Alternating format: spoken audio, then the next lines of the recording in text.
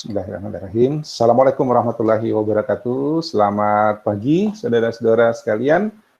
Kita jumpa kembali di mata kuliah kita, grafik dan visualisasi. Ya, untuk yang sedang menjalankan ibadah puasa, selamat beribadah, selamat menjalankan ibadah puasa. Ya, mudah-mudahan puasanya lancar sampai akhir. Ya. Semoga kita semua dalam keadaan sehat walafiat. Oke, materi kita hari ini adalah mengenal data science. Ya, minggu lalu kita sudah lihat bagaimana kaitannya sistem informasi dengan bagaimana kaitannya sistem informasi dengan visualisasi. Sebelumnya kita juga sudah membahas tentang visualisasi itu apa sih. Ya, nah sebenarnya visualisasi itu kaitannya lebih erat pada data science. Jadi data science itu sebenarnya sih dipakai di banyak disiplin ilmu, ya. Tapi karena toolsnya berbasis komputer, ya, kebanyakan toolsnya itu menggunakan komputer karena datanya gede-gede, datanya banyak, gitu ya, sehingga lebih efektif dan efisien dikerjakan dengan komputer sehingga menjadi kajian di sistem informasi. Ya, nah di sistem informasi juga kita berurusan dengan data yang gede, data yang banyak, ya, dan kita membutuhkan pengambilan keputusan yang bisa disajikan secara visual, ya, disajikan melalui visualisasi. Itu tujuannya sebenarnya, ya. Dengan melihat visualisasi terus kita bisa langsung melihat, memaknai data, informasi atau knowledge itu.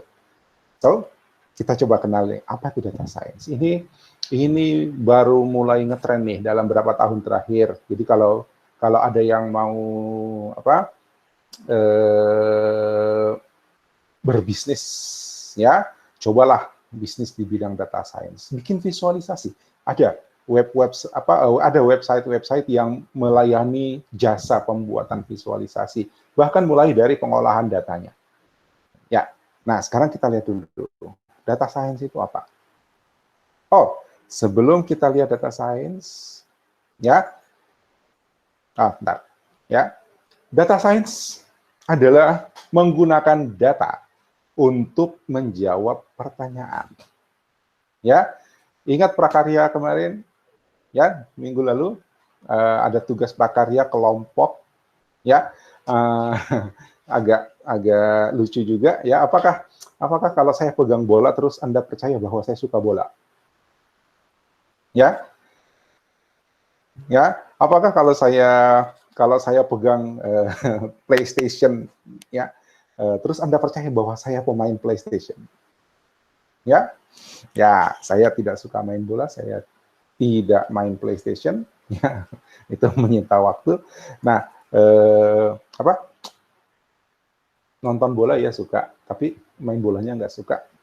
Terus kalau saya foto pegang bola gitu terus, saya suka bola, ya. Nah, oke. Anyway, Anda yang tahu, ya, valid atau tidaknya kebersamaan Anda berdasarkan kesamaan, gitu ya. Gitu.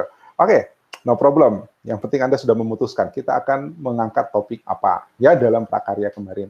Nah, ingat apa yang Anda lakukan pertama kali sebelum proses, ya, sebelum Anda menghasilkan visualisasi. Di luar dari membentuk kelompok, ya. Jadi membentuk kelompok berdasarkan kesamaan, terus apa yang Anda lakukan pertama kali? Ada yang ingat? Ada yang bisa ungkap?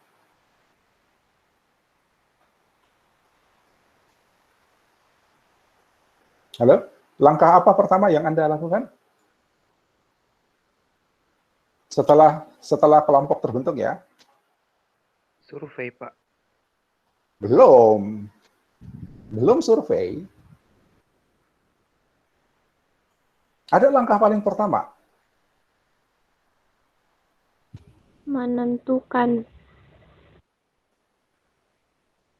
Mengumpulkan data belum. Cari data belum. Ya, mengumpulkan data sama cari data mirip-mirip. Pertanyaan, kalau misalnya survei itu mengumpulkan data, ya, cari data. Data apa yang dicari? Emang datanya hilang. Ya, membuat rumusan. Rumusan apa, Melisa? Helen menentukan apa? Menentukan apa, Helen? Jangan cuma bilang menentukan, ya. Menentukan saya mau tidur pagi ini atau enggak. Menentukan saya mau kerja apa. Banyak loh kalau menentukan. Menentukan judul, kata Helen. Kurang tepat. Ya, apa yang mau disurvei? Kurang tepat. Tidak fokus. Ya, Anda tidak paham apa yang dikerjakan kemarin. Apa? Cynthia, rumusan pertanyaan mengenai kesamaan. Mungkin agak beda bahasanya ya. Rumusan pertanyaan, betul, Anda membuat pertanyaan yang topiknya berdasarkan kesamaan Anda dalam tim, kan gitu ya. Kalau sama-sama suka bola, maka buatlah pertanyaan ya terkait dengan sepak bola. Kalau sama-sama, apalagi kemarin contohnya, ntar saya lihat dulu ya.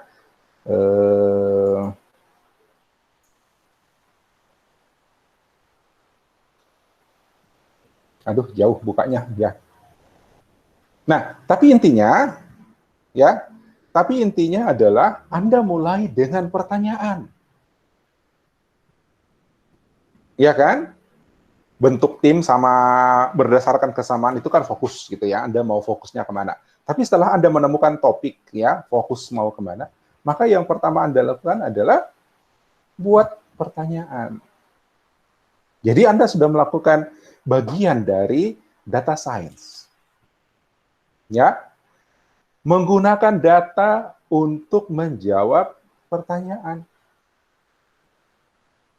Anda merumuskan pertanyaannya dulu, ya, Anda merumuskan pertanyaannya dulu, kemudian Anda mengumpulkan datanya. Yang tujuannya untuk menjawab pertanyaan tadi. Berapa orang sih yang suka bola? Pemain bola siapa sih yang paling ngetop? Ya, kalau saya ingat yang tim yang suka sepak bola, kalau nggak salah itu yang masuk pertama soalnya. Jadi saya ingat. Ya, kasusnya adalah pertanyaannya siapa pemain sepak bola yang paling populer gitu ya. Ya. Nah, lihat, Anda punya pertanyaan, kemudian Anda mencari data, mengumpulkan data. Ya, mengumpulkan data sampai kemudian Anda dapat kesimpulan, ini ternyata pemain bola yang favorit. Maka dibuatlah visualisasinya. Ya kan? Itu. Nah, data science itu melibatkan ilmu statistik. Tadi saya katakan data science itu sebenarnya ada di mana-mana karena di mana-mana orang pakai statistik. Ya, di mana-mana orang pakai matematik. Ya, dan di mana-mana orang pakai komputer ya, orang pakai komputer. So, data science itu adalah ladangmu gitu. Ya, Anda mau nanti kerja di perusahaan instansi pemerintah, ya, Anda bisa kembangkan data science di sana. Anda bisa menerapkan data science di sana.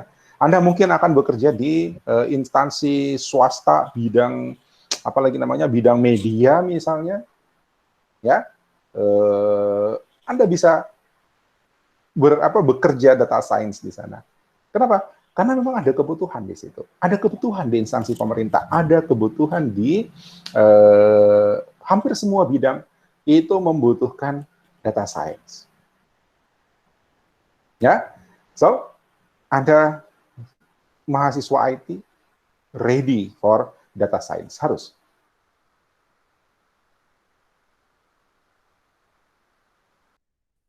Ya, jadi bukan cuma pinter pakai komputer, bukan cuma pinter mengetik, ya, bukan pinter programming, ya. Data science juga butuh programming. Ada pekerjaan data science yang bisa kita selesaikan dengan programming, bahkan bisa lebih efektif dan efisien dengan teknik programming. So, komputer banget, ya, IT banget. Oke? Kemudian melibatkan data cleaning and formatting. Ini juga sebuah skill ya, bagaimana kita membersihkan data dan bagaimana kita mengatur formatnya supaya seragam, supaya valid semua gitu. Ya. Dan kemudian melibatkan data visualization. Karena N-nya, ujung akhirnya itu visualisasi. Ya. Data science itu ujung akhirnya visualisasi. Kenapa visualisasi? Kita sudah paham di 2 minggu pertemuan yang lalu, ya, bahwa visualisasi bertujuan menggunakan visualisasi itu menggunakan elemen grafis untuk menyajikan informasi, untuk menyajikan data. Ya, dengan harapan bahwa orang lebih cepat memahami informasi, orang lebih cepat memahami data kalau dia exploration chart. Ya, itu dengan visualisasi. Hanya dengan melihat orang bisa langsung menyimpulkan, oh ini loh, ya, gitu. Jadi ketika kita bicara data science, maka kita tidak lepas dengan statistik, matematik, computer science, ya, pekerjaan data cleaning dan formatting, serta data visualization. Ya, tapi kebetulan judul mata kuliah ini tuh fokus pada visualisasinya. Tapi kan nggak mungkin, ya, nggak mungkin kita bisa bikin data visualisasi data kalau tidak ada datanya. Ya, kalau datanya tidak dikumpulin. Terus kita mau bikin visualisasi apa kalau kita belum punya pertanyaan yang harus dijawab? Coba kalau saya bilang, oke, sekarang Anda bikin visualisasi deh. Ya, detik ini Anda bikin visualisasi. Maka yang jadi pertanyaan, visualisasi apa, Pak? Gitu kan? Saya bilang, coba Anda bikin visualisasi kuliner. Maka Anda harus merumuskan lagi pertanyaan tentang kuliner.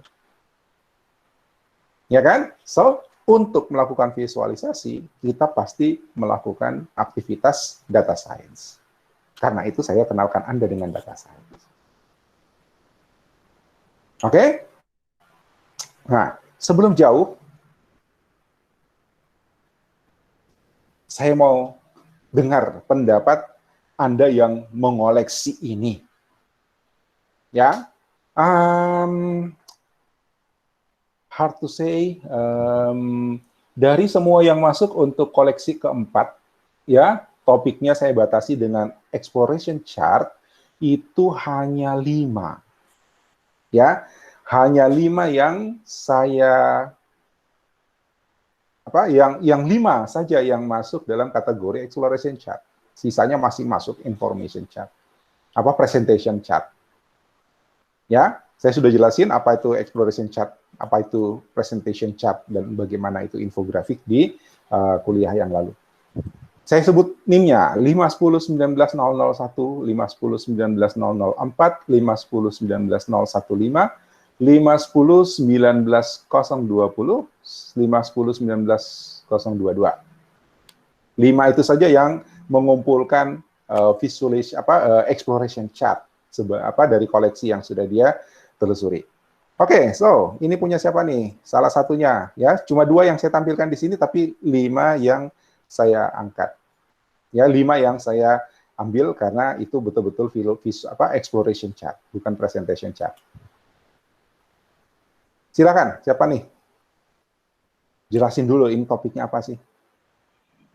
Topik yang saya ambil itu research tentang landak semut atau Echidna, di mana para penemu itu dulu mengatakan bahwa landak semut itu tidak yang melakukan hibernasi, karena landak semut itu termasuk salah satu mamalia yang bertelur di dunia. Makanya para research itu dulu mengatakan bahwa tidak ada tuh namanya itu landak semut itu hibernasi. Tapi setelah di research pada tahun 1900-an ditemukan bahwa ternyata landak semut itu melakukan hibernasi, di mana itu di exploration chart-nya itu dipasang pengukur suhu untuk landak semut laki-laki dan perempuan, dan masing-masing pada bulan tertentu mengalami penurunan suhu, artinya mereka mengalami hibernasi dan diselingi dengan musim perkawinan. Tetapi setelah musim perkawinan, untuk landak semut jantan dia akan tetap bangun kembali, sedangkan untuk landak betina setelah musim perkawinan dia akan melakukan hibernasi sementara, lalu baru bangun kembali dan suhu tubuhnya stabil kembali, Pak, begitu. Oke, thank you Theodoris Carly. Ya, ini exploration chart. Ya, berangkat dari pertanyaan, apakah landak semut melakukan hibernasi? Ya kan? Betul, di sini range-nya terlalu jauh ya, per bulan. Tapi kan di antaranya itu ada kelihatan fluktuasinya. Ya, ini hanya karena mungkin pengaturan ruang yang terbatas sehingga range-nya ambil per bulan. Seandainya mau ditampilkan lengkap, ini pasti kelihatan nih karena ada antara, gitu ya. Ya kan? Ada data di antara ini lengkap gitu. Nah, ini memadai sebagai exploration chart. Ya, gitu. Ciri exploration chart itu biasanya real time, ya, biasanya real time, kemudian datanya banyak, ya, datanya banyak, dia bukan simpulan, ya, dia memang representasi dari data. Nah, ini adalah representasi dari data, bukan simpulan. Ya, walaupun kelihatan di sini Februari, Maret, April, cuma Maretnya nggak muat, ya. Tapi di antara Februari sampai Maret itu ada fluktuasi gitu, ada kelihatan ada data di sana. Ya, tapi kalau grafiknya sudah sederhana, bahwa di sini tinggal titik-titiknya saja misalnya, ya, apalagi lihat di sini, ya, ini, ya, kalau di sini tinggal titik-titik antara per bulan saja, itu berarti sudah diolah kan, sudah disimpulkan. Nah, ini adalah representasi data, ya, exploration chart. Ya, dari 5 yang tadi saya sebutkan itu 3 hibernasi, walaupun hewan yang berbeda, ya. Salah satunya ini landak semut. Oke. Nah, ini satu contoh ya bagaimana data science itu. Mereka berangkat dari pertanyaan, apakah landak semut itu melakukan hibernasi? Tahu hibernasi ya? Ya, kalau nggak tahu hibernasi nonton SpongeBob. Ya, nonton SpongeBob. Waktu siapa lagi temannya SpongeBob yang tupai? Kok saya lupa namanya. Apa namanya? Ya, melakukan hibernasi. Sandy, Pak. Siapa? Sandy. Sandy, ya. Sandy. Oh, ternyata Anda semua penggemar SpongeBob. Ya. Ya, lihat.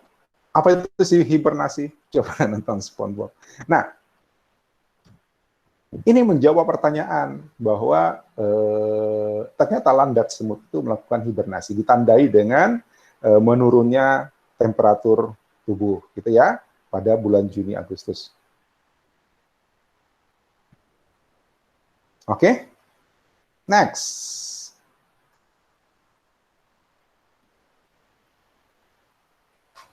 Ini punya siapa?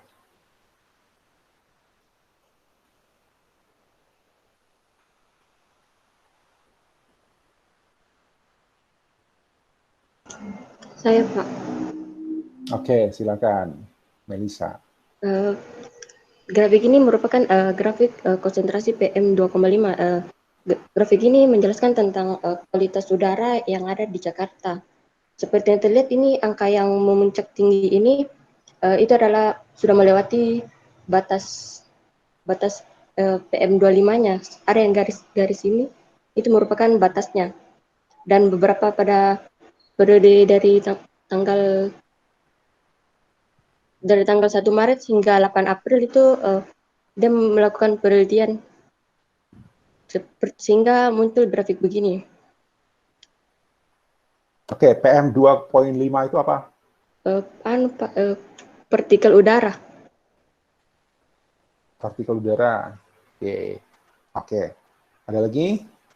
Bentar ya.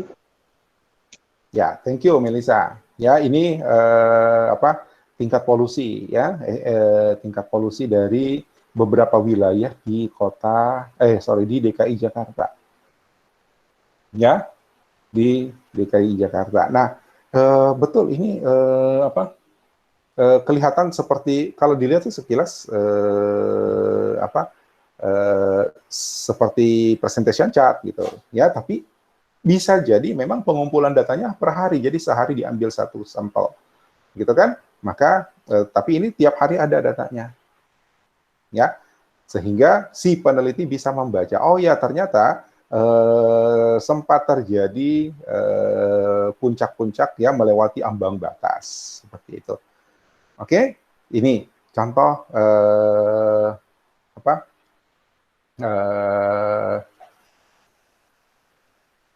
exploration chart, ya. Oke, semuanya berangkat dari pertanyaan. Jadi kalau kita kembali ke depan sini, using data to answer question. Ya, Anda juga sudah melakukan simulasi di tugas prakarya. Ya, pertanyaan dulu. Kita mau jawab apa nih? Ya, kita mau neliti apa? Nah, dibuatlah pertanyaan terkait dengan itu, kemudian dilakukan pengumpulan data. Oke?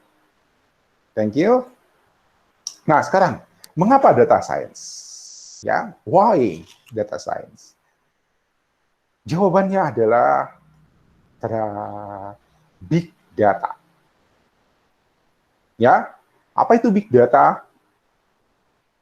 Big data dari namanya saja, data yang gede, ya, data yang besar sekali, bergiga-giga. Ya, apa contohnya big data? Anda belanja di mungkin kemarin 2 hari lalu, Minggu dan Senin, atau mungkin dari Sabtu. Sabtu itu saya keluar sudah ada kemacetan, ya, ada kepadatan. Minggu ada kepadatan, kemarin juga. Mungkin orang menyerbu toko, ya, orang menyerbu supermarket untuk persiapan Ramadan yang dimulai hari ini. Nah, bayangkan misalnya supermarket apa ya, katakanlah saya sebut brand aja, saya sebut merek Carrefour, ya, Carrefour atau Lotte atau apa. Lihat itu berjajar kasir ya, kasirnya biasanya ada sampai 20-an kasir, ya, ada 20 kasir. Katakanlah kemarin itu puncak-puncaknya orang belanja misalnya, ya, atau hari Minggu kemarin ada 20-an kasir, terus di setiap kasir itu ada antrian. Ya, rata-rata antrian misalnya 5. Ya, rata-rata antrian misalnya 5 orang. Jadi ketika sudah satu keluar, datang lagi satu di belakang, ya kan? Berarti rata-rata 5 gitu. Nah, 5 kali 20 kali berapa jam? Ya, kalau misalnya 5 itu selesai dalam 10 menit, ya, artinya satu orang 2 menit dilayani, misalnya satu orang 2 menit dilayani, berarti 5 dalam 10 menit, itu berarti dalam 1 jam ada berapa? Ada 30. 5 kali 6, 5 kali 6, 30. Ya kan? 30 kali berapa? 30 kali 20 kasir lah, misalnya. Berarti ada 600 transaksi dalam 1 jam. Ya kan? Ada 600 transaksi dalam 1 jam. Transaksinya satu, jumlah customer ada 600 per jam ya. Ya, customer-nya ada 600 dalam 1 jam. Terus, apalagi belanjaannya, barangnya. Ya, kalau misalnya rata-rata 10 barang, itu berarti ada 6.000 data barang yang terjual. Ya kan? 6.000, kalau misalnya satu customer rata-rata 10 barang, ya, per jam ada 60 customer, berarti ada 600 customer, itu berarti ada 6.000 data barang yang terjual. Jadi kalau dia satu record data barang terjual, ada 6.000 record dalam 1 jam. Ya, toko itu buka dari jam 10 pagi sampai jam 10 malam, itu berarti 12 jam. Berapa? 12 jam kali 6.000 record kali, atau 12 jam kali 60 customer. 12 kali 6, 72. Ya. 60 kali 12, 720. Ya, masa sih? Masa sih cuma 720 customer per hari? Enggak lah. Ya, lebih dari itu mungkin. Ya, tapi ini hitungan rata-rata. 720 customer per hari, 7.200 item transaksi per hari. Salah ya? 12 jam. 72.000. Ya, 72.000 ya. Silakan dihitung-hitung kalau 72.000. Nah, 7.200 customer. Ya, 72.000 transaksi. Satu hari. Bagaimana kalau 1 minggu? Ya, silakan dikali 7. Bagaimana kalau 1 bulan? Habis dikali 7 kali 4. Lalu Anda diminta untuk membuat, tolong dong buat visualisasi prediksi penjualan kita. Berarti Anda akan berurusan dengan 72.000 kali 7 kali 4. Atau 72.000 kali 30. Ya kan? Data. Itu jumlah record. Ya.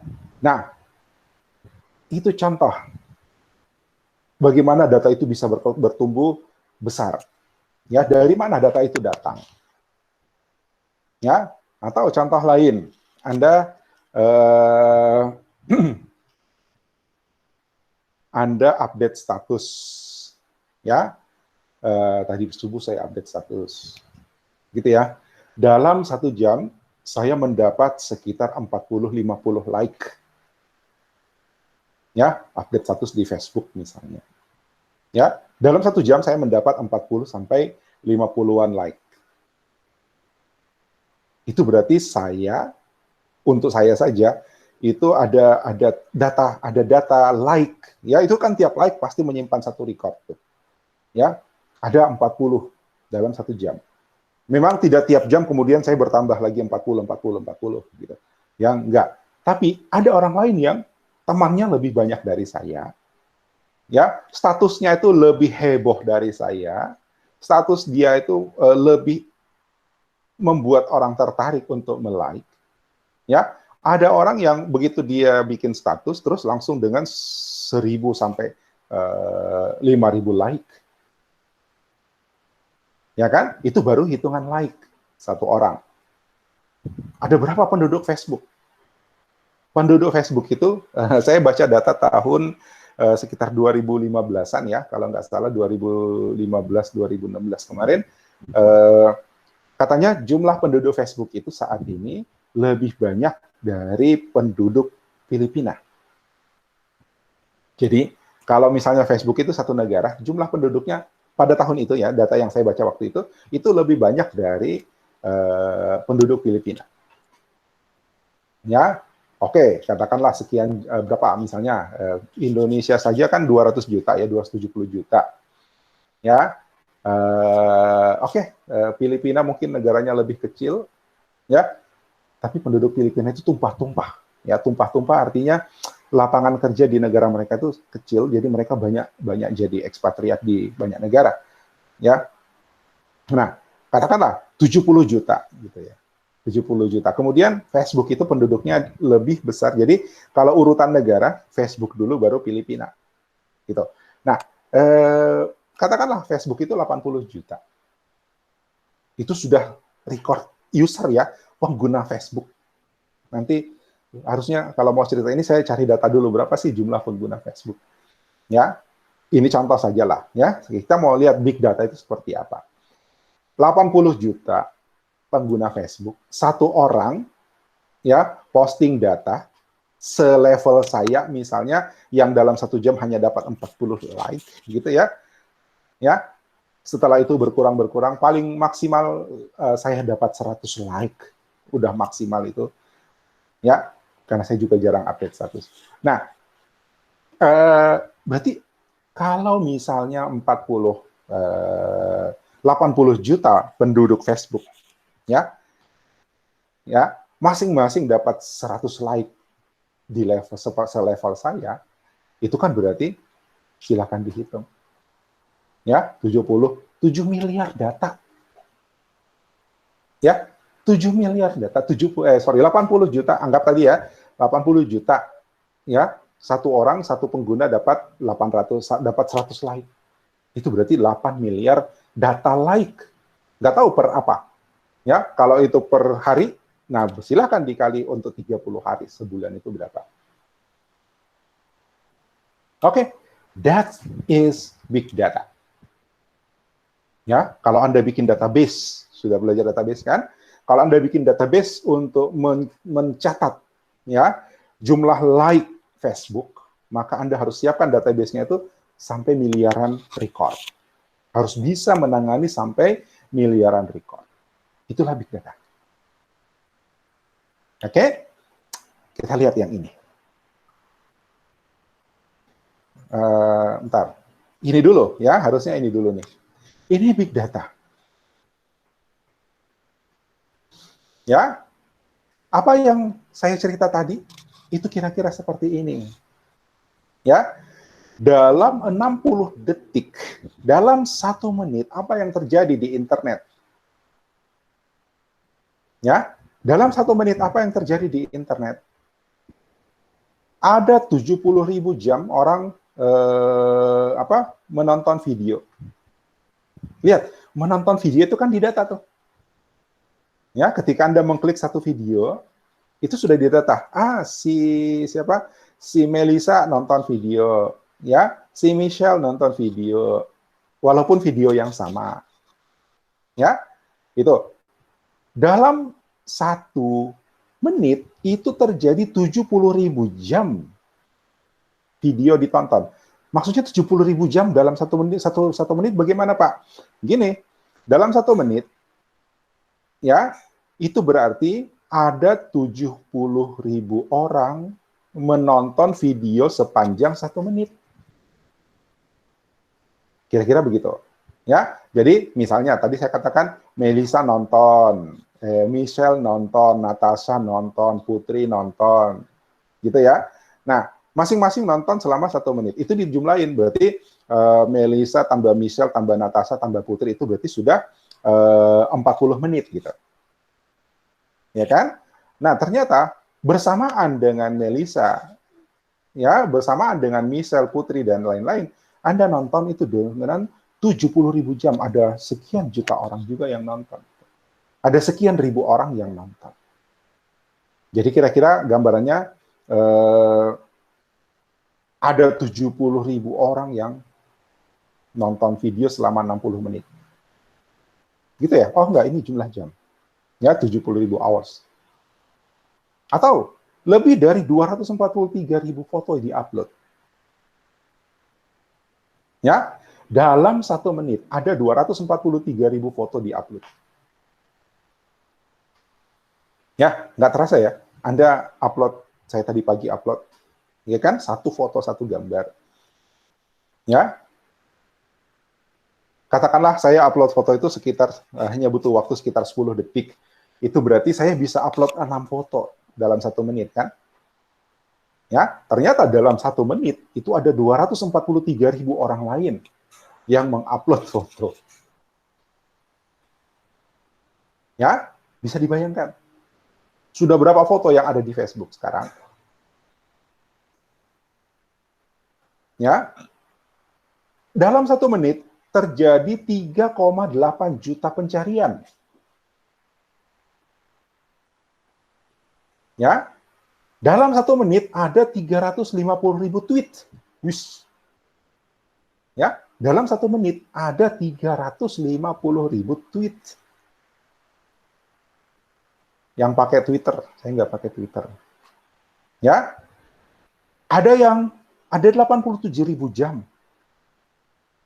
orang nonton Netflix. Ternyata video di Netflix itu lebih banyak yang nonton daripada di Facebook. Tapi, ya, di YouTube ada 700.000 jam dalam 1 menit. Ya, ini YouTube. Ya, memang dia situs video. Kenapa Netflix sedikit? Karena ini berbayar. Kenapa Facebook sedikit? Karena Facebook bukan cuma video satu-satunya.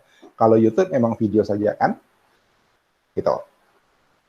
Ya. Nah, silakan dilihat angka-angka ini ya. Lalu ini perhatikan, ini tahun 2017. Ya, ini tahun 2017. Kita lihat 2 tahun kemudian. Ya, mana Facebook? Beda lagi tampilannya soalnya. Facebook. Ya, kok hilang? Nggak ada Facebook lagi di sini, nggak didata lagi nih. Ah, ini YouTube. Ya, ada YouTube. Lihat, YouTube pada tahun 2017 dalam semenit itu ada 700.000 jam. Ya, dalam semenit. Jadi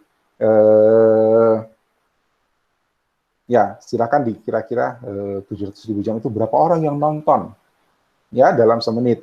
Di tahun 2017, di tahun 2019 itu sampai 4.500.000. Lihat pertambahannya.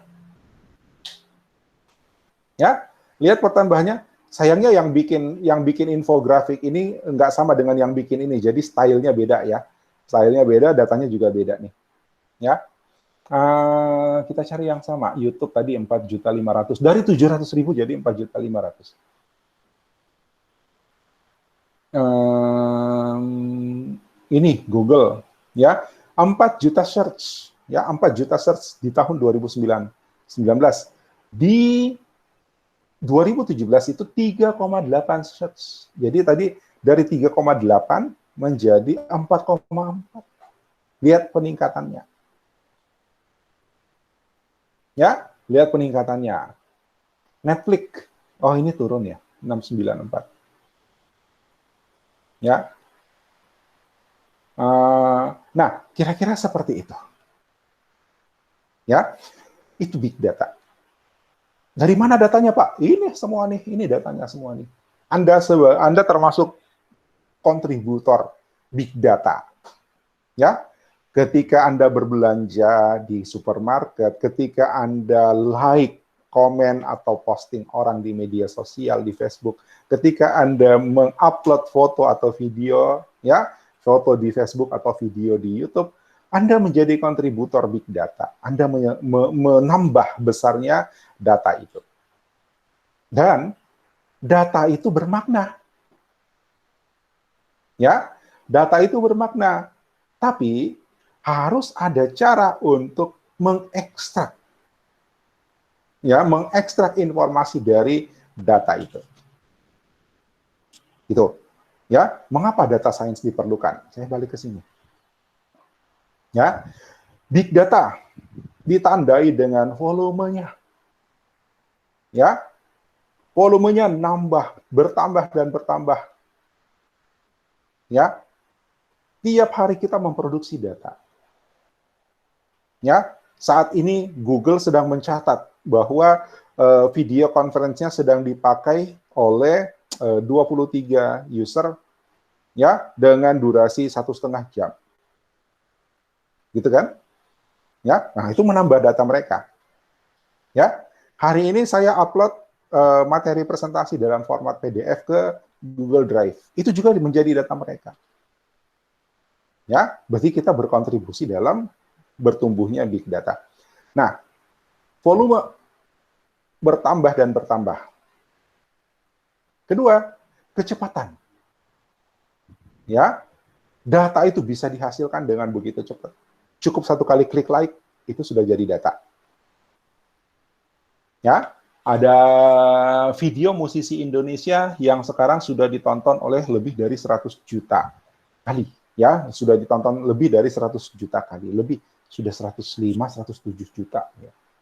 Ya, nah, musisinya mereka dalam kelompok yang bernama Weird Genius, judul lagunya Lati, itu fenomenal. Ya, itu 100 juta udah yang nonton.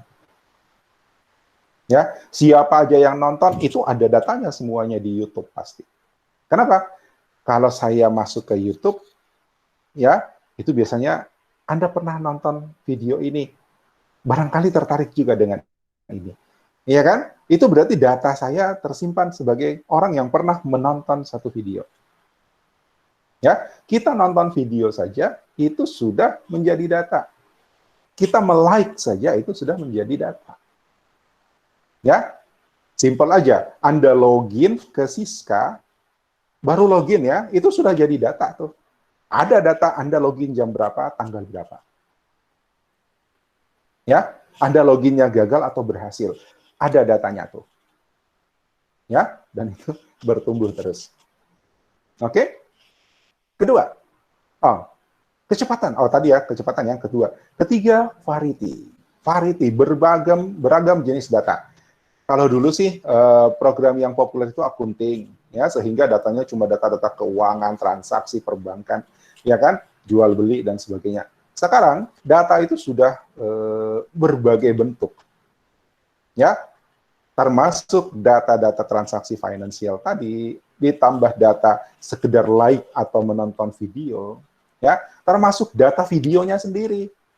Jadi kalau dulu datanya itu cuma angka-angka atau teks, ya, Anda bikin paper kemudian disubmit, disimpan di sebuah server, itu data teks. Nah sekarang ada data video, ada data foto, ya, ada data map, ya, ada data gerakan. Data gerakan, iya, ada smartwatch yang merekam gerakan Anda. Dan data itu disimpan. Ya, gunanya apa, Pak? Ada mungkin saya pernah cerita, ya, ada bacaan saya pernah baca di mana seseorang mendapat notifikasi bahwa ibunya jatuh. Ya, ibunya sedang sakit, ada jantung, ada apa, pokoknya sakit lah gitu. Ya, terus dipakein smartwatch, dipakein sebut merek aja ya, dipakaikan iWatch, ya, dipakaikan iWatch, smartwatch dari iPhone, dari Apple, ya, dipakaikan iWatch. Nah, ketika dia sedang berada di tempat yang lain, ada notifikasi dari smartphone-nya dia, ya, yang mengatakan ibunya kemungkinan jatuh. Ya, kok dia bisa tahu? Nah, berdasarkan gerakan iWatch, smartwatch yang dia pakai itu, ya, bergerak dengan kecepatan berapa ke bawah, ya, kemudian berhenti tiba-tiba, itu tercatat dan dianggap sebagai jatuh. Bagaimana bisa disimpulkan jatuh? Itu dibandingkan dari sekian banyak gerakan yang serupa. Ya, jadi gerakan tanganmu itu terekam di smartwatch. Samalah dengan Anda berpindah tempat. Ya, Anda berpindah tempat, itu Google mencatat. Kemarin Anda ada di mana, hari ini Anda ada di mana. Ya, tiba-tiba ada notifikasi. Wah, Anda ada di sini ya. Bagaimana? Minta pendapatnya. Bagaimana tempat itu? Ada yang apa lagi namanya? Google Maps Local Guide. Saya Local Guide, ya. Google Maps Local Guide level 8, perkenalkan. Ya. Nah, itu tiap saya masuk satu tempat, dia tahu. Ya, dia tahu Anda ada di sini. Tolong kasih pendapatnya tentang tempat ini. Ya, itu. Itu berarti kita berpindah tempat itu sudah jadi data. Ya, itu yang menyebabkan volume datanya nambah terus, kemudian kecepatan perubahan datanya, dan variasi dari datanya sendiri. Ya, udah macam-macam data tuh di sana. Di mana-mana. Di sana itu berarti satu tempat. Ini enggak, tempatnya bisa di mana saja. Di server Siska juga udah ada big data di sana. Ya, data transaksi, data mata kuliah Anda dengan nilainya itu sudah mencapai sekitar 15.000 record. Masih kecil sih, belum bisa dibilang big data, tapi untuk kita itu sudah gede. Ya, bukan 15.000 record, 115.000 record. Ya, belum jutaan, tapi menurut saya itu sudah big data, sudah gede. Ya, kalau mau di mining, ya, kalau mau diekstrak itu data, mata kuliah apa yang paling favorit? Apa cirinya mata kuliah favorit? Semuanya lulus A. Nah, itu bisa tuh, saya bisa ekstrak seperti itu. Ya kan? Jadi saya bisa bikin pertanyaan, kira-kira mata kuliah apa sih yang paling bermasalah sama mahasiswa? Ya? Nah, itu nanti bisa kita lihat mana nilainya yang rata-rata rendah, mata kuliah yang rata-rata rendah. Ya? Ambil datanya, olah, dan kita bisa simpulkan seperti itu. Oke? Jadi, big data itu karena volumenya, karena kecepatan bertumbuhnya, karena varietinya. Ada satu lagi, ada 5 sih sebenarnya, tapi biasanya yang paling problem itu satu, volumenya, ini sama ya, cuman bedanya ada tambahan satu nih. Ya, ada tambahan satu. Pertama volume tadi, jumlah ya, besarnya data, kemudian kecepatan bertumbuhnya data, kemudian variasinya, ya, beragam bentuk, ya, angka, dokumen, sampai image, sampai video, sampai lokasi, itu semuanya jadi data. Dan, nah ini yang juga jadi problem, veracity. Veracity itu, apakah data itu bisa dipercaya? Ya, apakah data itu valid? Ya, bukan lebih ke valid tidak valid ya, karena valid tidak valid kan nanti tergantung dari proses pengumpulan datanya. Ya, kalau misalnya lokasi kita itu didata oleh Google, ya, disimpan di Google Maps, itu datanya ya kemungkinan besar valid karena itu by GPS dan tanpa campur tangan manusia kan, tidak di entry, ya. Nah, itu valid sih, oke. Tapi yang dimaksud veracity ini adalah misalnya begini, kita lihat berapa hari kemarin panas, ya, data suhu di beberapa tempat itu sekian, ya kan? Curah hujan 0. Maka kita memprediksi besok itu kemungkinan nggak hujan. Ya, tiba-tiba besoknya hujan. Berubah lagi kan datanya. Ya, atau Anda punya bisnis retail, misalnya penjualan, terus angkanya naik. Wah, maka Anda bisa dari data yang sudah divisualkan, Anda bisa mengatakan, oke, kita punya transaksi itu ada peningkatan. Tiba-tiba anjlok. Nah, itu yang disebut dengan veracity. Ya, ternyata dia tidak bisa dipegang sebagai sesuatu yang pasti. Ya, kadang dia naik karena musiman, ya kan? Naik turun karena musim, kadang dia naik tiba-tiba turun tanpa sebab, ya, atau kemudian naik lagi. Nah, bukan tanpa sebab sebenarnya, bisa dipelajari apa yang menyebabkan. Caranya kita ekstrak itu big data. Kita olah itu big data untuk melihat pola. Kapan dia naik, kapan dia turun, kapan dia naik lagi. Nah, kalau sudah ada misalnya tahun ini sudah kelihatan polanya, tahun lalu kelihatan polanya, tahun sebelumnya lagi kelihatan polanya. Kita bisa ketemu sebenarnya problemnya apa. Sampai dia turun pada periode-periode yang sama misalnya. Ya, itu yang dimaksud dengan veracity. Ya, kita tidak bisa berpegang 100% pada data karena bisa saja dia berubah. Ya, itu yang terjadi. Nah, kalau dilihat sejarahnya, ya, ada yang disebut dengan explosion of data, ledakan data. Itu ledakan data yang menyebabkan badai informasi sekarang ini. Kita ada di tengah badai informasi ini. Ya, kenapa adanya ledakan data? Data di mana-mana, ya. Orang ada yang mengolahnya secara benar, ada yang mengolahnya secara salah. Ya, dan kemudian itu semuanya disebarluaskan sehingga yang sampai ke kita adalah badai informasi yang isinya bisa emas, bisa sampah. Gitu. Tinggal kita harus pintar-pintar memilah. Ya, dulu ya di era ini disebut mainframe era karena komputernya itu komputer besar, kemudian ada dumb terminalnya. Jadi yang berhadapan dengan user itu hanya dumb terminal, ya, dumb terminal. Untuk transaksi saja. Jadi hanya input angka, input data apa. Kalau dia perbankan, dia input data keuangannya. Itu saja. Ya, maka di sini eranya hanya bersifat, data itu hanya bersifat data transaksional. Penjualan hari ini, yang tadi saya cerita supermarket misalnya, nasabah, tabungan nasabah di bank dan sebagainya, itu transaksional. Ya, hasil produksi, bahan pembelian bahan baku itu transaksional. Nah, ketika eranya PC, ya personal komputer, kalau mainframe itu orang nggak punya yang punya itu cuma perusahaan-perusahaan besar. Nah, PC, personal komputer itu dimiliki orang sekitar tahun 80-an. Ya, 80-an awal. Dan pada saat itu orang sudah bisa memiliki komputer personal, walaupun belum semua. Ya, saya sampai selesai kuliah itu belum punya personal komputer. Tahun 97. Ya, belum punya personal komputer. Nanti udah kerja, personal komputer pakai, tapi di kantor. Ya, bukan punya saya. Nah, pada saat itu, ada penambahan jenis data yang disebut dengan human files.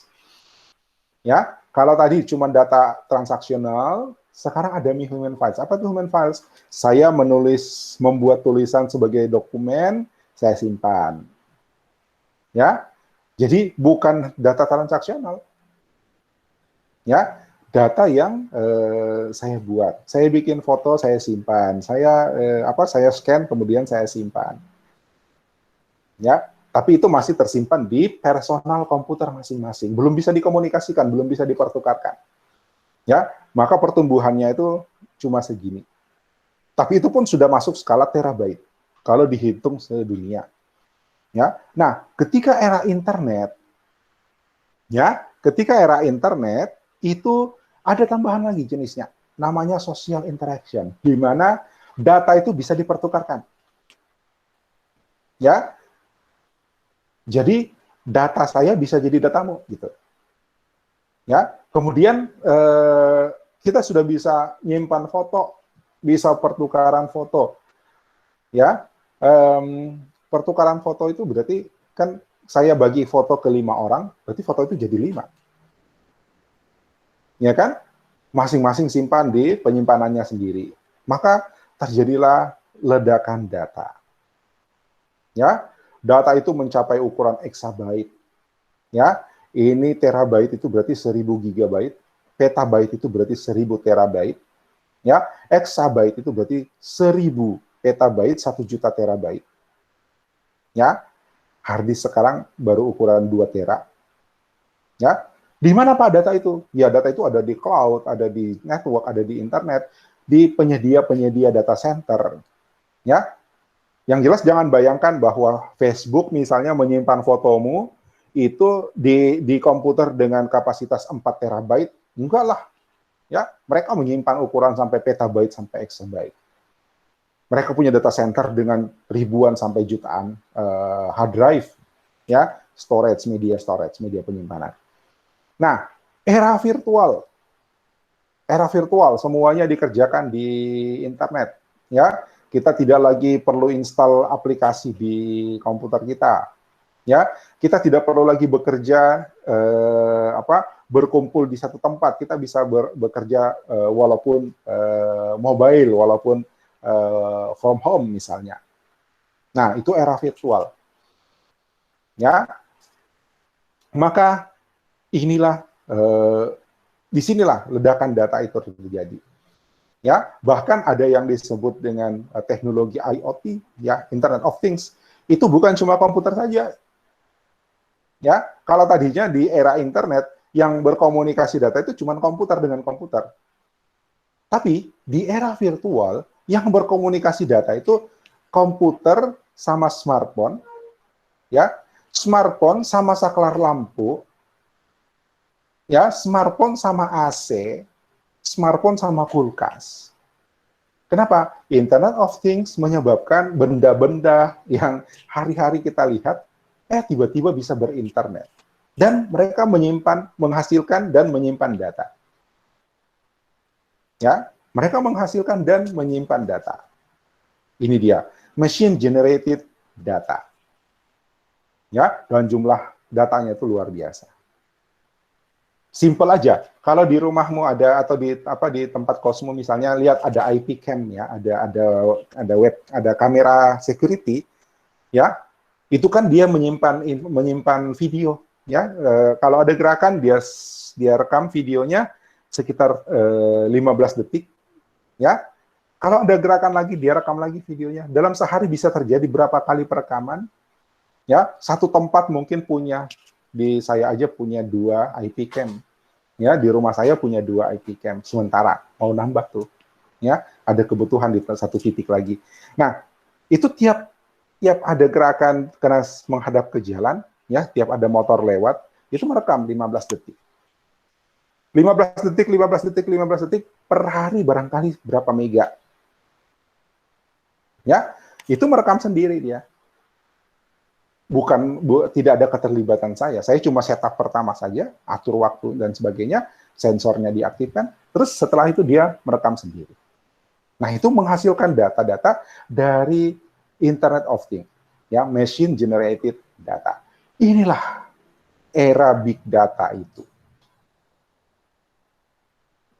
Pertanyaan, data itu mau diapain?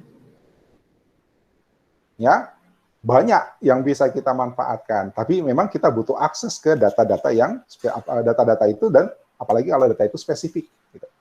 Ya, ada banyak. Nanti di belakang saya kasih tunjuk ya, di mana kita bisa mendapatkan data. Ya, sekedar untuk sampel. Itu untuk yang buat sampel itu memang data yang dibuka untuk publik. Jadi bisa kita ambil, bisa kita jadikan bahan untuk melakukan studi atau melakukan simulasi visualisasi. Memang sengaja dibuka. Nah, bayangkan dengan berapa banyak lagi yang memang tidak dibuka. Milik pemerintah, milik institusi swasta, milik enterprise, milik lembaga-lembaga penelitian, milik kampus. Itu datanya ada di sini semua tuh. Ya, kalau di total itu sudah angkanya segini. Ya, cuma kan besar, tersebar. Ya, Google punya data center, Facebook punya data center, Amazon punya data center dan sebagainya. Kan? Ini gambaran lagi. Nah, problem yang jadi tantangan sekarang, kalau tadi di sini adalah jenis datanya, ya. Ini transaksional data, kemudian human file, data dari social interaction, ya, pesan-pesan WA dan sebagainya itu di sini, kirim-kiriman foto di sini. Ini data yang dibangkitkan oleh mesin IoT. Nah, tipe datanya itu dibagi 2 yang utama. Pertama, structured data, data yang terstruktur. Bagaimana itu data terstruktur? Ini data transaksional tadi, ya. Jumlah nama barang, jumlah harga, nama barang, jumlah harga, itu terstruktur tuh. Ya kan? Ya. Nomor rekening, jumlah setoran, saldo. Nomor rekening, jumlah penarikan, saldo. Nomor rekening, jumlah setoran, saldo. Ya, itu transaksional, seperti itu kan? Ya. Kalau di mahasiswa, mata kuliah, NIM, mata kuliah semester, nilai. NIM, mata kuliah semester, nilai. Itu transaksional.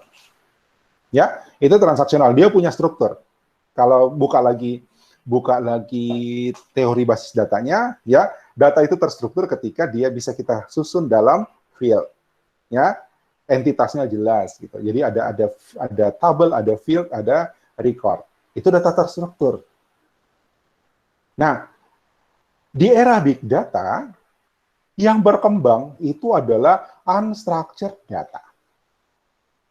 Ya, Anda bikin paper pakai MS Word misalnya atau program word processing, ya, Anda bikin papernya tulisan semua, itu masih masuk unstructured data. Kenapa? Datamu yang diketik dengan word processor tadi itu tidak bisa diurai berdasarkan field, ya. Yang structured itu, data yang terstruktur itu ada field-nya. Yang tadi saya bilang, nomor rekening, transaksi, setor atau debit atau kredit, nilai transaksinya, kemudian saldo akhirnya, kan berarti ada 4 kolom, gitu kan? Nah, ada 4 field yang bisa diisi. Nah, itu teratur itu. Ya, itu yang disebut dengan structured data. Tapi ketika Anda mengetik dokumen menggunakan word processor misalnya, atau menggunakan notepad misalnya, itu kan tidak bisa disusun seperti field tadi gitu. Berarti dia unstructured data. Ya, Anda nulis netizen citizen reporter, ya, ada situs-situs news, ya, situs-situs pemberitaan yang membuka citizen reporter, atau mereka punya reporter juga menulis berita. Itu unstructured data. Ya, beritanya sendiri unstructured data, tapi ketika masuk ke database-nya itu tanggal berapa, siapa yang posting, apa isi beritanya, gitu kan? Nah, itu masih bisa disusun. Tapi kontennya sendiri itu unstructured. Anda bikin dokumen menggunakan spreadsheet, misalnya Excel, ya, simpan di internet, di Google Drive. Itu adalah data unstructured. Foto, ya, Anda bikin foto, itu unstructured data. Bayangkan kalau bikin dokumen yang di dalamnya ada foto. Ada teks, ada foto, ada gambar, ada potongan spreadsheet. Unstructured data. Oke? Bisa ya dibedakan data terstruktur dengan data yang tidak terstruktur. Nah, masalahnya adalah data yang tidak terstruktur tadi yang berkembang lebih cepat. Ya, Anda dalam sehari itu bisa upload 10-20 foto di media sosial. Ya, tapi dalam satu hari belum tentu Anda bikin satu paper. Benar nggak? Ya, dalam satu hari Anda belum tentu melakukan transaksi di bank. Ya, dalam satu minggu, bahkan dalam satu bulan, barangkali belum tentu Anda melakukan satu kali transaksi. Kalau sebulan sih transaksi ATM bisa ya. Dalam seminggu mungkin Anda melakukan 1-2 kali transaksi. Tapi dalam setiap hari Anda mungkin bisa mengupload 2-3 foto atau lebih. Itu berarti Anda Anda ke ATM, itu Anda bertransaksi di ATM, maka itu akan menambah structured data. Ya, transaksi Anda di ATM itu berarti menambah kontribusi dari itu berarti berkontribusi pada peningkatan data terstruktur. Tapi Anda upload foto, Anda tulis komen, ya, Anda membuat review dari sebuah postingan orang lain, itu berarti Anda menambah unstructured data. Jadi, unstructured data itu berkembangnya lebih cepat daripada yang structured data. Nah, disinilah kemudian tantangan dari data science. Kalau structured data mah gampang, ya, itu hitungan statistik selesai. Ya, itu pakai sum, pakai fungsi-fungsi sum di spreadsheet Excel misalnya, itu structured data gampang diekstrak. Ya, tapi bagaimana dengan unstructured data? Oke. Nah, data scientist ya adalah pelaku. Ya, orang yang menggunakan data untuk menjawab pertanyaan.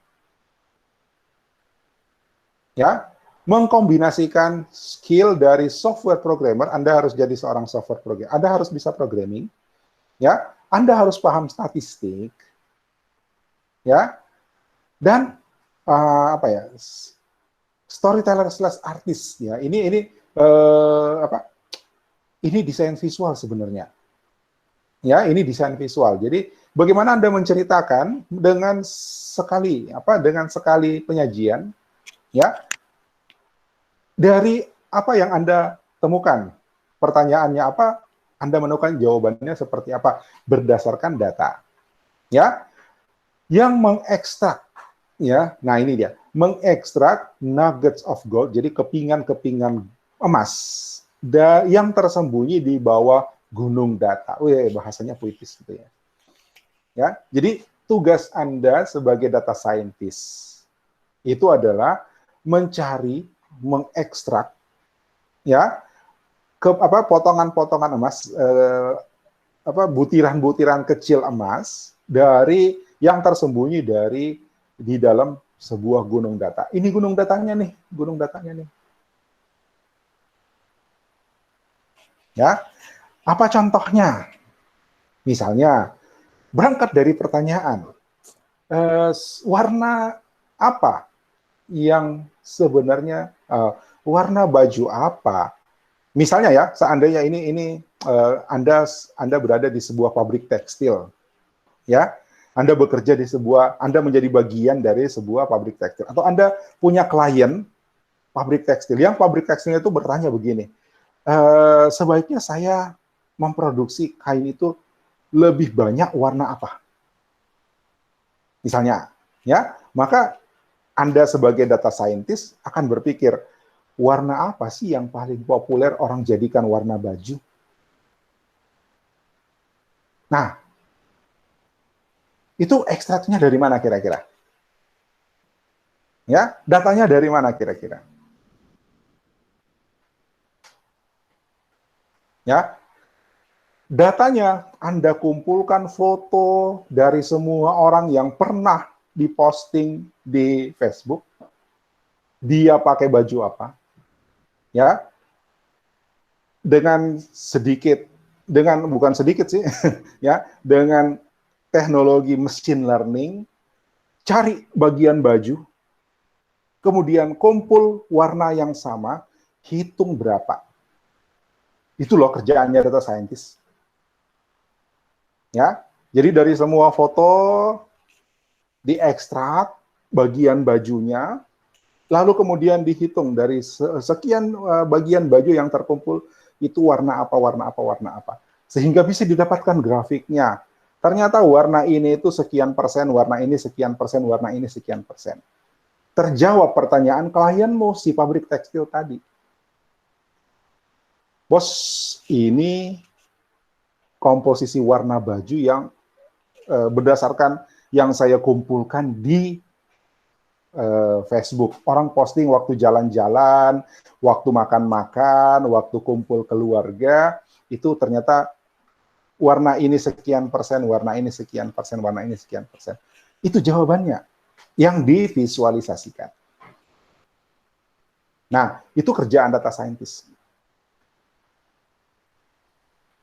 Oke? Anda mesti kenal machine learning. Ya, ketika Anda mau jadi data scientist, Anda mesti kenal machine learning. Kenapa? Karena data yang gede begini, ini tidak mungkin Anda lakukan manual. Ya, kalau structured data diolah manual masih bisa, tapi kalau unstructured data itu sudah butuh kecerdasan. Apa contohnya? Kalau Anda upload foto di Facebook, itu langsung di-tag kan wajah ya kan? Anda mau tag diri Anda sendiri, loh kok dia tahu, dia kenal saya. Ya kan? Nah, itu kerjaan machine learning itu. Ya, berdasarkan semua foto yang pernah kita upload di Facebook, ya, dan itu adalah unstructured data. Ternyata foto yang ini mirip Anda. Kok bisa? Itu kerjaan data scientist. Ya, dengan bantuan machine learning. Dan itulah data science. Oke? Ya. Nanti di akhir-akhir mudah-mudahan waktunya sampai ya, waktunya cukup. Saya akan kenalkan Anda data science, machine learning ya, dengan tools-tools yang simple yang bisa Anda wujudkan segera. Ya. Nanti saya tunjukin. Mudah-mudahan nanti waktunya bisa. Oke. Nah, sekarang Anda mau nggak jadi data scientist? Gitu ya. Emang kenapa Pak jadi data scientist? Nih. Ya. 50 best jobs in America for 2020. Ya, 50 pekerjaan terbaik di Amerika tahun 2020. Masih fresh ini. Ya. Nomor 3 adalah data scientist. Ya. Nomor 1 front-end engineer. Ini web design masuk, mobile application masuk, ya, mobile developer, yang bagian desain ya. Ini desain front-end, jadi desain tampilan. Kemudian Java developer, pengembang Java, ya, dan data scientist nomor 3 di Amerika. Ya, gaji per tahun nih. Kok Anda dilihat gaji per tahun? Ya, ini kan best job, artinya siapa yang paling banyak ditekuni. Ya, yang paling banyak ditekuni itu ternyata adalah front-end engineer, kemudian Java developer, lalu kemudian data science. 6.500 orang. Apa? Lowongan, sorry. Ini jumlah lowongan. Oke. Next. Lihat, ya. Top 20 emerging jobs. Ini tahun 2017. Ya, di mana data scientist itu nomor 2. Ya, ini pekerjaan yang tiba-tiba naik daun, ya, dari tahun 2017. Tiba-tiba naik ke puncak, ya. Data scientist dan machine learning engineer. Ini bagus memotivasi supaya Anda semangat nih kuliah ini, ya, grafik dan visualisasi.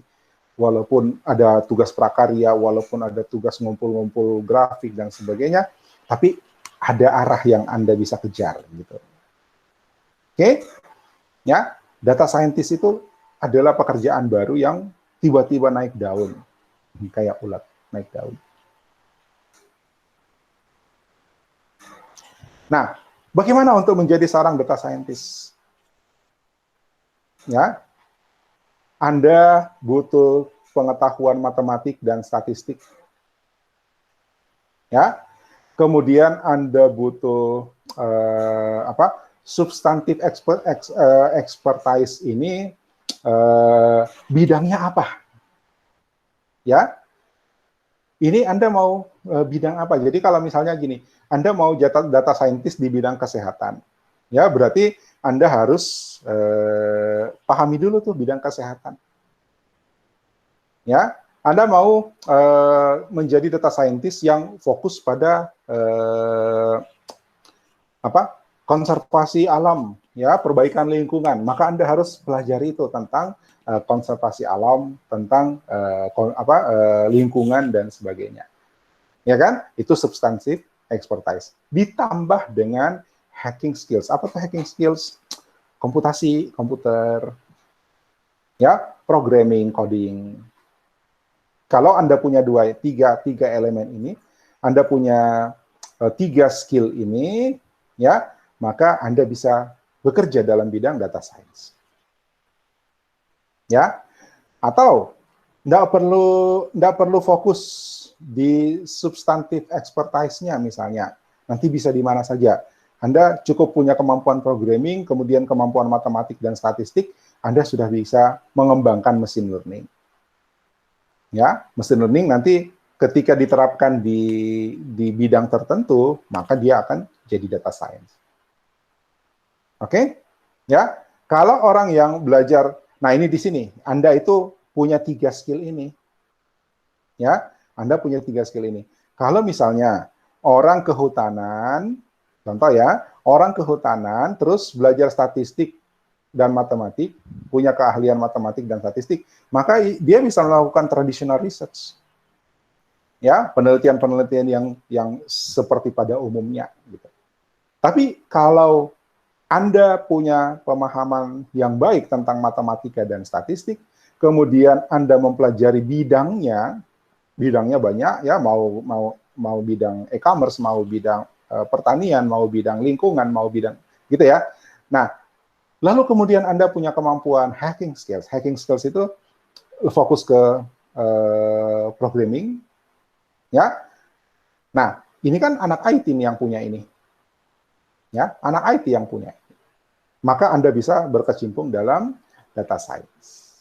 Jadi besok Anda lulus misalnya, sudah punya kemampuan programming, matematika dan statistiknya, ya dari Ibu Anti, dari Ibu Hasni, ya nilainya bagus-bagus misalnya.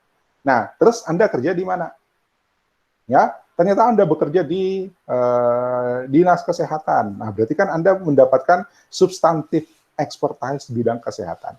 Anda kerja di bank, berarti Anda mendapatkan substantif expertise di bidang perbankan. Maka Anda bisa tuh fokus ke data science. Oke? Ya, gambarannya kira-kira seperti itu. Nah, data science proses. Sudah 11.20. Apa yang perlu kita pahami dalam berproses ya dalam bidang data science ini? Pertama, berangkat dari forming the question. Jadi, ajukan pertanyaan. Apa pertanyaan yang mau dijawab? Ya, Apa yang mau apa pertanyaan? Ingat yang kemarin kita lakukan ya, yang kemarin Anda lakukan bersama tim. Ya, yang pertama dilakukan adalah buat pertanyaan. Pertanyaannya apa? Ya, setelah membentuk pertanyaannya apa, setelah merumuskan pertanyaannya apa, tentukan kira-kira menjawab ini kita butuh data apa. Ya, kita butuh data apa, dari mana kita bisa dapat, dan kumpulkan. Bagaimana cara pengumpulannya? Ya, cari datanya, data apa yang bisa menjawab pertanyaan ini, kemudian kumpulkan dari mana kita bisa dapatkan datanya, lalu analisa. Ya, analisa, lakukan proses, lakukan perhitungan, statistik, matematik di sini, ya, dan hasilkan visualisasinya supaya kita bisa melakukan eksplorasi. Ya, memahami data itu seperti apa. Itu exploring the data. Di sini kita sudah butuh visualisasi.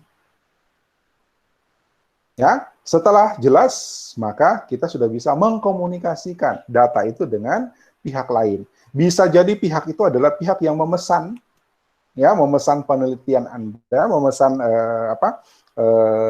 riset Anda, atau bisa jadi masyarakat umum yang perlu diberitahu tentang kondisi yang sedang Anda teliti. Ya, itu. Jadi berangkat dari pertanyaan. Apa yang mau dijawab? Ya. Ini satu contoh ya, ini kerjaan data science nih ya. Most poisoned baby name. Jadi kalau saya terjemahkan kasarnya begini, nama yang paling pokoknya gini, orang tua setelah melahirkan itu dia pengen kasih nama anaknya apa? Ya, ternyata ada pola di mana nama itu muncul bahwa di era sekian itu nama ini loh yang paling dominan.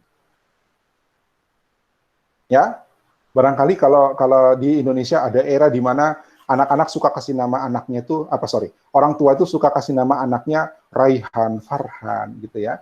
Ada era di mana zaman bapak kita dulu, zaman kakek kita dulu, orang tua tuh sukanya kasih nama anaknya itu Umar, Abdul, Wahid gitu ya. Coba perhatikan. Dari nama kita tahu umurnya tuh. Dari nama kita tahu ini orang generasi apa gitu ya. Gitu. Nah, ini yang dilakukan si Hillary ya, si Hillary Parker. Nanti bisa dilihat, ini ada websitenya, dia melakukan penelitiannya 2013. Dan ini hasilnya. Ya. Ternyata nama Farah itu populer di tahun 78. Ya. Nama Hillary, karena dia sendiri namanya Hillary, itu populernya di 1993. Jadi ini dia mendata nama anak yang lahir tiap tahun. Itu yang paling banyak namanya siapa? Nah, ini exploration chart nih. Ya, ini exploration chart. Ya, ternyata siapa nih? Katina. Ya, Katina itu populer di tahun 74. Artinya pada tahun itu banyak orang memberi nama anaknya itu. Ya, di tahun 80 ternyata Hillary itu ngetop. Ya, ini Hillary tahun 90-an ya, 90-an nih. Nama Hillary. Ini Mariam. Tahun 18, ini ternyata Mariam itu cukup banyak nih, cukup lama menjadi poison, ya, menjadi nama yang cukup most poisoned baby name. Ya, jadi dari mana dia? Ini pertanyaannya ya. Apa nama bayi yang paling paling poison, yang paling berpengaruh kali ya, gitu ya? Ya. Nah, bagaimana dia caranya meneliti? Data apa yang dia kumpulkan? Data yang dia kumpulkan adalah data kelahiran bayi dengan namanya, gitu.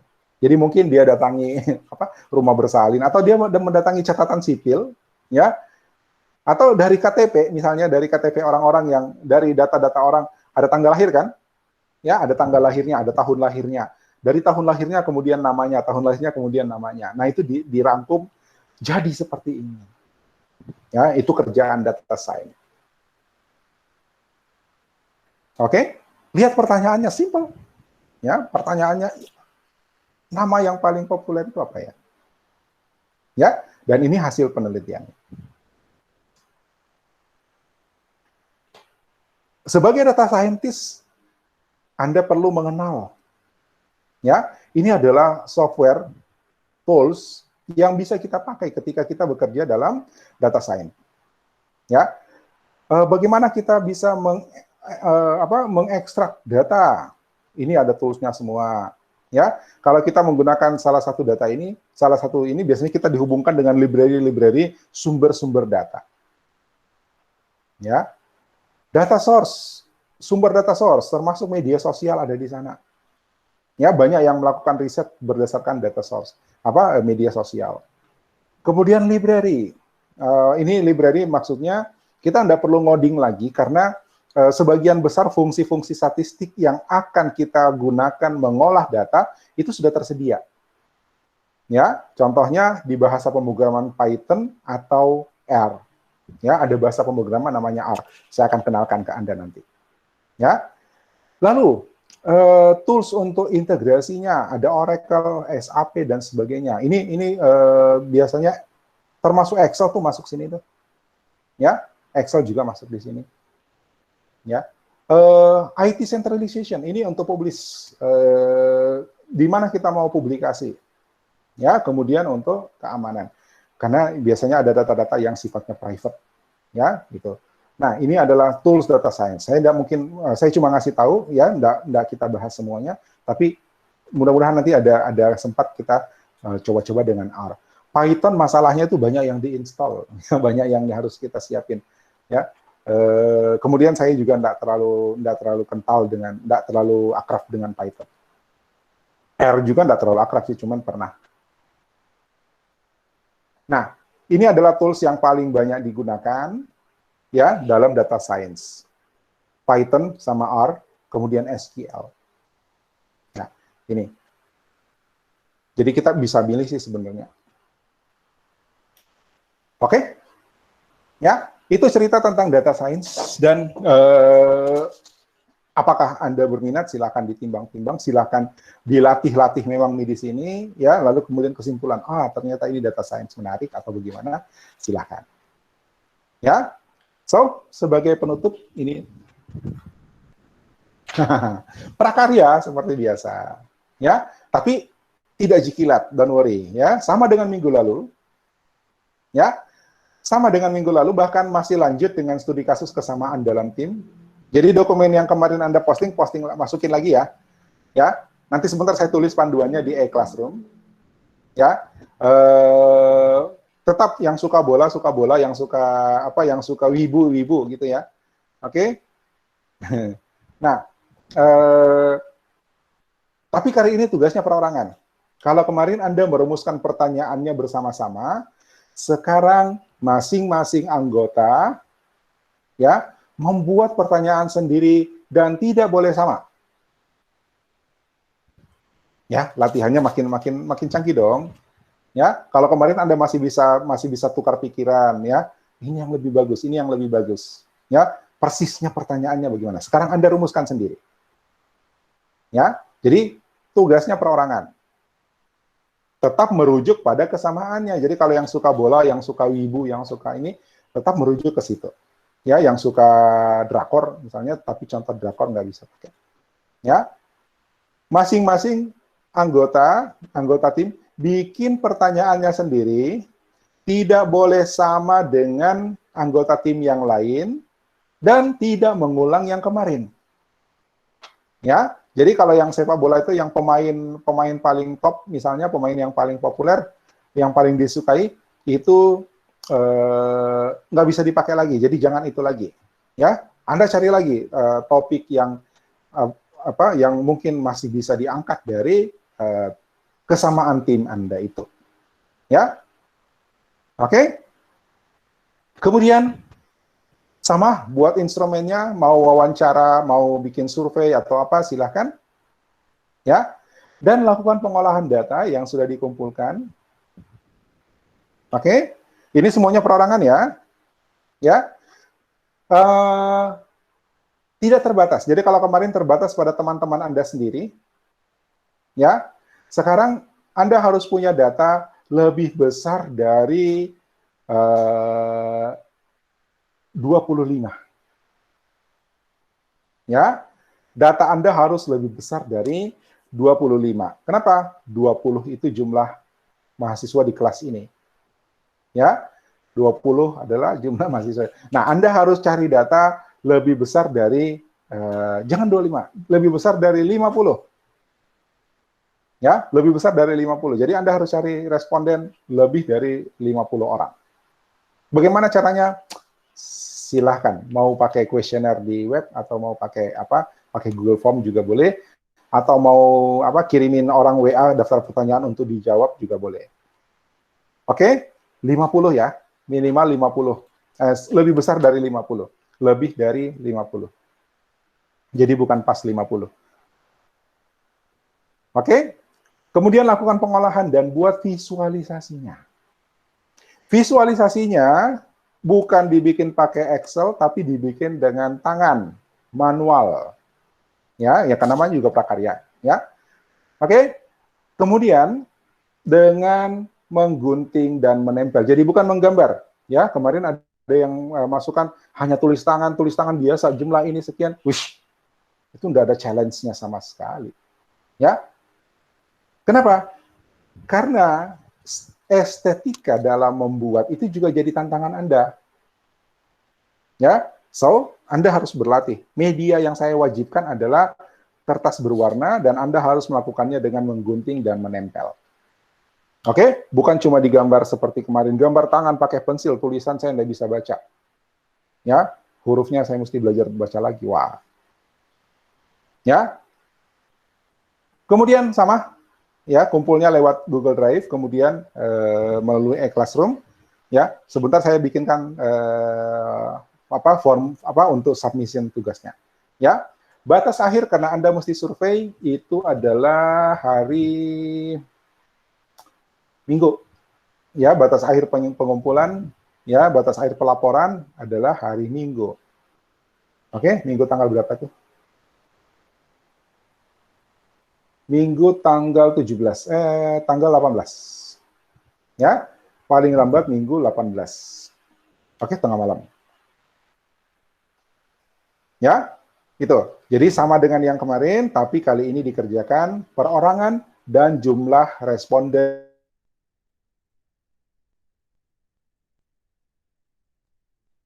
minimal 50. Oke ya? Ya. Nah, ini yang kedua. Kemarin saya lupa, minta maaf. Ya, kemarin saya lupa. Tiap tim, ya, tiap anggota tim, silakan masukkan. Jadi di tugasmu yang kan di foldermu ya, kan masuk di foldermu semua tuh. Nah, tambahkan di foldermu harus hari ini, ya, harus hari ini karena kan Anda sudah punya, tinggal dimasukkan. Masukkan di foldermu masing-masing, ya. Ini instrumen yang dipakai, ya, instrumen yang dipakai dan hasil olahannya ada 2 file, ya. File draft instrumennya, kalau dia kuesioner berarti ada file berisi daftar pertanyaan. Kalau dia apalagi namanya, kalau dia Google Form, silakan di screenshot ya Google Form-nya atau kasih linknya, ya, tuliskan linknya dan taruh di simpan, kemudian taruh di foldermu. Ya. Kemudian file hasil pengolahannya. Kalau Anda ngolahnya pakai Excel, ya, masukkan file Excel-nya. Oke, ada 2 file yang saya minta, instrumennya sama file hasil olahannya. Karena kemarin kan hanya dokumen kesamaan kelompoknya sama prakarya masing-masing, gitu kan? Nah, tolong ditambahkan hari ini ya, hari ini paling lambat jam 1. Ya, paling lambat jam 1, filenya sudah ada, nanti kelihatan dari tanggal file. Ya, kelihatan dari tanggal dan jam file itu masuk kapan. Kenapa saya kasih batas waktunya jam 1? Karena kalian harusnya sudah punya file itu. Ya, kalian harusnya sudah punya file itu. Jadi tinggal di copy masuk. Oke? Jelas? Ya? Maaf Pak, file apa tadi? Instrumen instrumen dengan hasil pengolahan. Oh iya Pak, makasih. Oke. Ada lagi, silakan. Instrumen itu apa yang Anda pakai untuk survei, ya. Kalau kuesioner ya berarti file kuesionernya. Kalau wawancara ya draft butir-butir pertanyaannya, ya. Kemudian file hasil olahannya. Jadi data yang sudah dikumpulkan Anda pasti kuantitatifkan masuk di Excel misalnya. Nah, Excelnya masukkan. Oke? Ada lagi kalau mau nanya? Silakan. Yang untuk tugas ini perorangan nanti sebentar saya lengkapi penjelasannya di Classroom ya, di Classroom kita. Don't worry, Anda sudah bisa mulai jalan, bikin pertanyaannya, bikin instrumennya, nanti pengumpulan tugasnya paling lambat hari Minggu depan. Ya, hari Minggu tanggal 18. Ada lagi?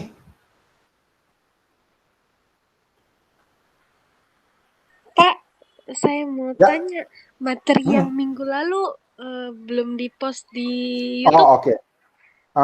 Saya cek lagi ya. Kalau memang belum, saya usahakan secepatnya. Oke? Baik, Pak, makasih. Makasih. Ada lagi? Pak, untuk Ya. minggu depan chartnya masih exploration chart, Pak. Oh iya. Oh, oke, thank you. Tugas minggu depan masih exploration chart ya, dan saya berharap bukan cuma 5 lagi yang valid ya, yang masuk. Ya, itu dari semua yang masuk tugas 4-nya itu hanya 5 yang saya bisa terima sebagai exploration chart. Ya, masih ada yang masukkan infografis dengan data yang simple, bukan? Ya, ingat exploration chart itu datanya yang divisualisasi adalah datanya. Jadi untuk tugas kelimanya, tugas koleksinya itu adalah masih exploration chart ya. Oke, thank you. Pak, Ya. mau bertanya Pak. Itu yang file olahan itu maksudnya bagaimana? Kan Yang untuk untuk menghasilkan grafik kan kau pasti hitung dulu kan? Hah? Yang tambahannya yang kita bilang kelompok Iya. kan ada bilang 2. Iya. Kan kamu sudah menghasilkan grafik. Ya enggak? Iya. Iya, Pak. Nah, itu grafiknya dari mana? Kan pasti ada hitung-hitungannya. Oh, jadi itu dikasih masuk lagi di bukti drive? Iya. Oh, Kan iya, pasti Pak. misalnya kamu bikin pie chart, mungkin dicontek dulu pie chartnya dari Excel. Ayo ngaku. Oh, iya. Gitu ya. Nah, itu hasil olahannya, angka-angkanya itu dari mana? Masukkan. Ya. Oh iya, kasih Oke. Pak. Ya. Itu sama ya dari semua anggota kelompok, karena itu kan milik kelompok. Ya. Tapi tetap masuk di folder masing-masing ya, satu-satu. Oh, Ada lagi? Pak, Ya. kemarin itu saya sudah kumpul yang file untuk surveinya itu dikumpul ulang lagi. Oh iya, ada memang yang saya lihat. Pastikan saja bahwa sudah ada ya. Oh, kalau Ya. saya sudah kumpul berarti Kalau enggak sudah ada, mulai. enggak usah. Oke, Pak, makasih. Ya. Tapi pastikan bilang pertama instrumennya ya, daftar kuesionernya atau apanya, masukkan, kemudian hasil olahannya. Ya, ada memang yang saya lihat sudah ada, ya, tapi pastikan lagi ya. Saya tidak tahu persis, saya tidak ingat siapa yang sudah punya atau siapa yang belum. Ya, kalian cek dulu dan pastikan ada 2 itu, ya. Oke, ada lagi.